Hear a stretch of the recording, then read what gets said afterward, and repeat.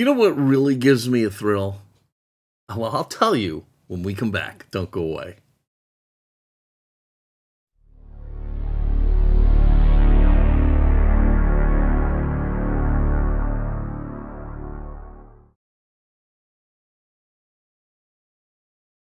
Hello, everybody, and welcome to Fat Guy Productions. I am Paul, coming to you as always from beautiful Las Vegas, Nevada. And yeah, so what gives me a thrill? Hot Wheels Thrill Driver Torinos. Now, they made these castings, a red one and a white one. I'm going to do a red one today, but maybe, just maybe, if you put in the comments that you love it, maybe I'll come back and do a white one. Let's get to it. So I knew that Hot Wheels had made a Torino, it was like a Torino Stalker, I think it was.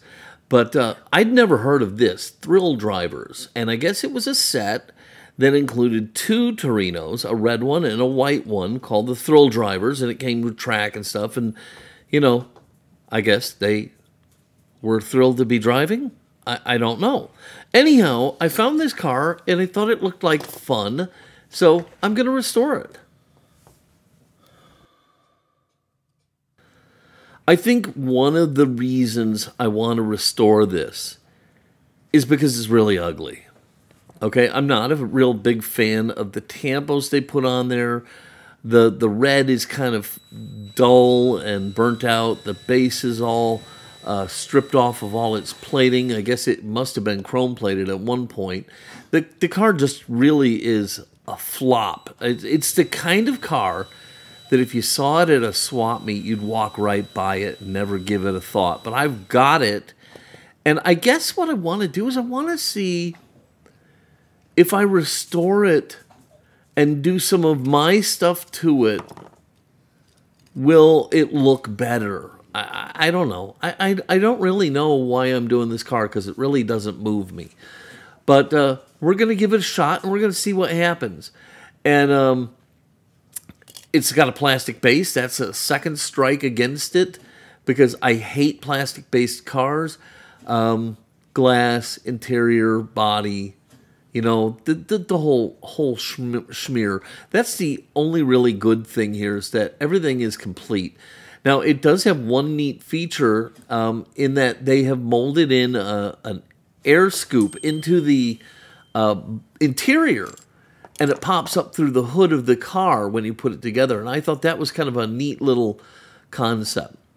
So I've got the car apart, and I've taken it apart. Normally, I would take my Vix Bits to treat the end of the posts, but there's not really any posts left. It blossoms into some big chunk of metal, and I can't really get to it to clean things up, so I'm going to have to revert back to the old ways with a little bit of a file to file down the posts, make sure they're level and the edges are clean so the car will go back together well later. But, you know, it is what it is. You know what? Look, I'm going to drop the attitude, and I'm going to kill this car. I'm going to just kill it. It's going to look great. I promise. So with the posts cleaned up, I'm going to go ahead and drill them out so they'll take the screw. That's one positive on this car is that there's a lot of room to drill, a lot of material there, so it's not a big challenge. Again, a little drop of oil on each post so I can go ahead and take my tap and my fabulous tap handle from Brightvision, and I'm going to tap these out so they'll take a screw. Tap, tap, tap. Okay, quick. Does anybody know what movie that's from? Anybody? Put it in the comments if you know. I'll tell you at the end of the video. Okay, so first off, Citrus Strip stopped making the cool stripper. So I'm having to use this crap Citrus Strip. But now Ball is not making these fantastic little stubby jars anymore. And what I used to do is I would fill them with stripper, use it until it was almost empty, and then just throw the whole jar away and then start a new jar. Now I can't do that because can't get the jars anymore, so I'm having to come up with something brand new, and it's pissing me off. Anyhow, the car's in the stripper, and now I can turn my attention to this ugly plastic base and these ugly, ugly wheels. I've got to get them off, and the only way to get them off is to nip them off.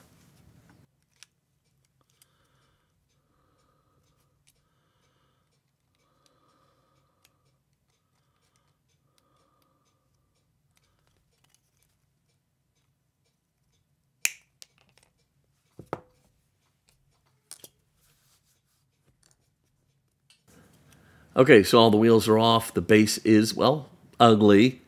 It's an ugly plastic base. All the chrome is missing. I think I'm just going to paint it flat black. But we'll see. Anyhow, in the interim, I'm going to go ahead and put on some hot swap hubs onto the axles. That way I can fit this with some Redlines instead of... Now, look, I just found out Second Chance Redlines offers black walls, and I've got some. But I think this might look a little better, and that's one of my goals here. I think it might look a little bit better with Redlines, chrome deep dish Redlines, so that's what I'm going to go for. So all I'm doing is I'm using a pair of needle nose pliers to pop on the hot swap hubs onto the existing axles, and then we can put on some new wheels. Okay, so like I said, I'm going to use deep dish chrome-centered wheels. They're hub style, so they work with the hot swap hubs, and they are Redlines. And like I said, I do have some black walls, and you'll see them in a soon-to-be upcoming project. But for right now, this is what I'm going to roll with, and hopefully it helps make this car look a little cooler.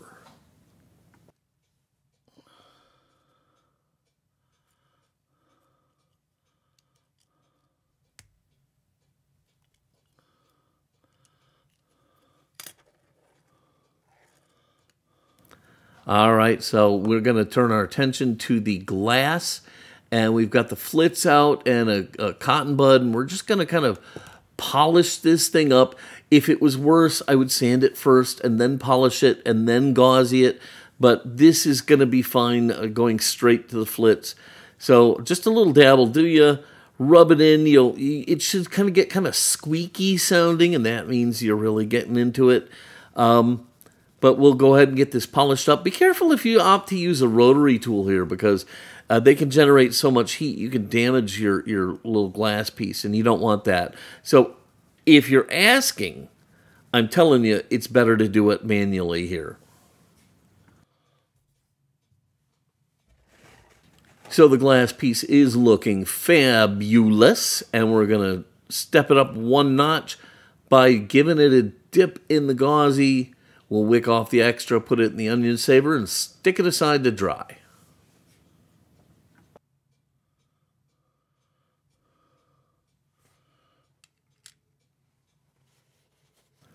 So, you know, I have the ability to do decals. Well, I got to tell you, Second Chance Redlines decals are some of the best in the business, okay? They're beautiful, they're high res, and they're very opaque. So even putting these with white accents onto a red car, which would normally be a brutal thing, they're going to look fantastic. So whenever possible, if Second Chance has decals, that's the path I go, even though I can make my own. I'm really reserving the process of making my own when I want something specific that he doesn't have. But man, let me tell you, he's got a lot of different decals. So you can find him on eBay, Second Chance Redlines, and he has a ton of stuff, black wall tires, some of the best decals out there. Give him a look. You might have wondered, why did I cut out the decals already when the car was, last we saw, was still in the stripper? Well, I'm just trying to get stuff done. I'm trying to keep moving forward. So yeah, the car was still in the stripper, but I was ready to keep working. So I cut the decals out like I showed you earlier. I polished the windshield, and now I'm going to take this opportunity to paint up the base and let that dry, because later on I'm going to have to come back in with the Molotow and do the bumpers. So I want to let that dry. So I'm just trying to get ahead of the game here is all that I'm really doing. We'll go ahead and get this painted, and then we can check in on the casting.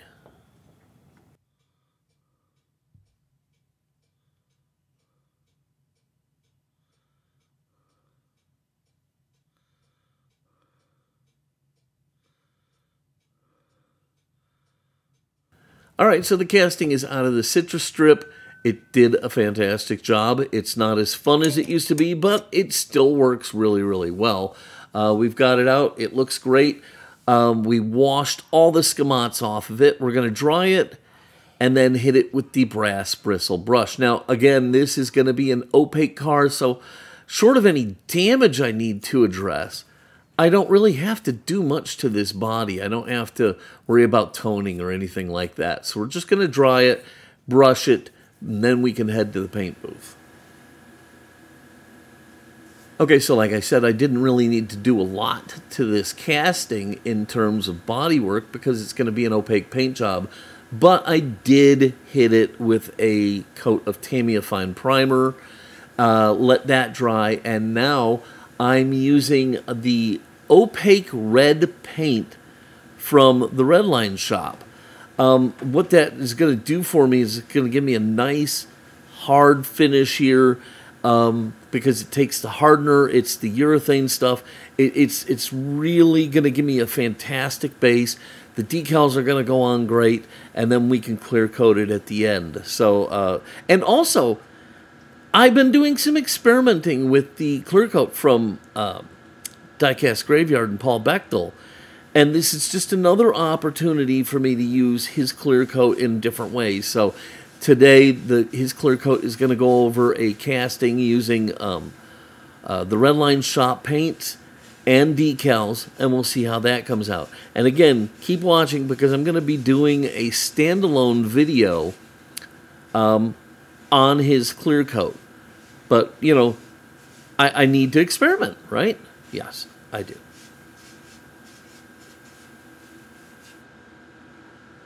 Okay, so while we have a lull in the action, tap, tap, tap. What movie is it from?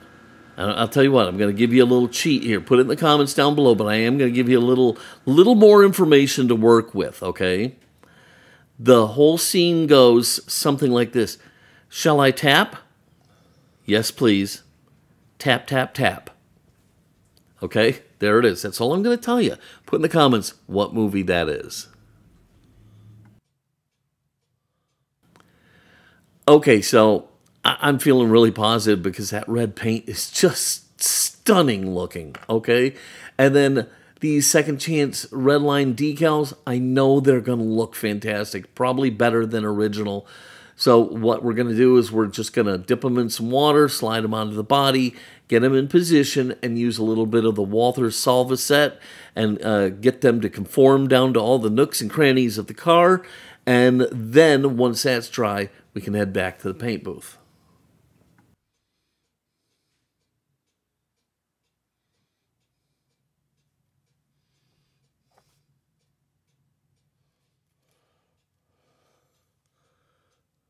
Okay, so the decals are on, and it's time to paint the bumpers on the base. Now, if you wanted to be a little bit more original, you could have painted the entire base with the Maltau Chrome, but I think this is going to look better. So, painted the base flat black, and now with the Maltau, I'm just going to paint in the bumpers, get them nice and chrome and shiny, and then we can set that aside to dry.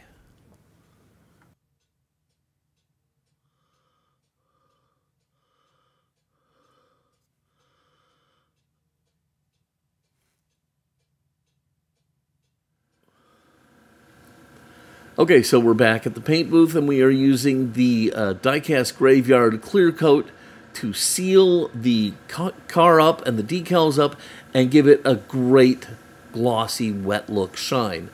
One thing I did notice in using this clear coat is that once you've mixed it with the hardener, it's almost the perfect consistency for airbrushing. I don't really need to futz with it or anything like that, and so that pleased me. It lays down really nicely, and I think it's drying pretty fast. At least that's how it seems to me. My test is as unscientific as you can get. But so far, so good. Again, we'll do a standalone video on this, and we'll let you know what we think. Okay, so did you figure out where Tap Tap Tap is from? It's from the movie All of Me with Lily Tomlin and Steve Martin. Her brain, her soul, her spirit is dumped into his body and is controlling half of him, and he has control of half of himself. And this is the funny bathroom scene where she has to help him go to the bathroom, and so she asks him, would you like me to tap? Tap, tap, tap. All right, the clear coat is dry. The bumpers are dry. The windshield is dry. Everything is dry and looking fantastic. And I'm actually a little excited about this. I'm a little bit excited about this. I'm surprised. Some of these newer older castings, is I guess what I'll call them, they never really did anything for me, but as I'm getting them done and seeing the results, they're really making me happy. I'm really kind of starting to enjoy these things. I might have to do more and more and more of these.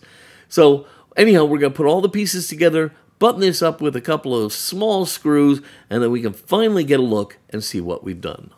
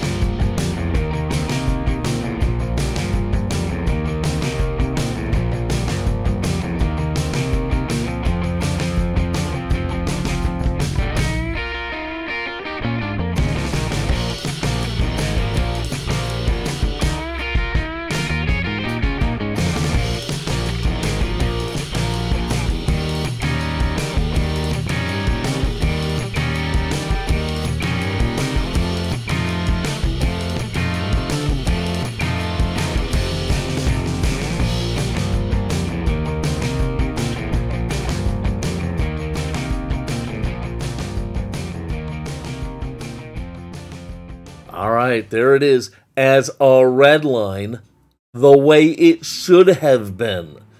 Just another fine example of corporate stupidity. All right, I hope you loved the video, and if you did, please give it a giant thumbs up, click subscribe, and don't forget to click the notification bell so you don't miss any of my videos. And you might not miss a white thrill driver build if I end up doing it. Of course, you know, I can be pushed one way or the other by comments in the comment section below. So if you want to see a white thrill driver to match this one, you got to let me know. All right, that's going to do it. I hope today is amazingly, wonderfully stupendous for you. Until next time, this is Paul from Fat Guy Productions saying, be good. Drilling.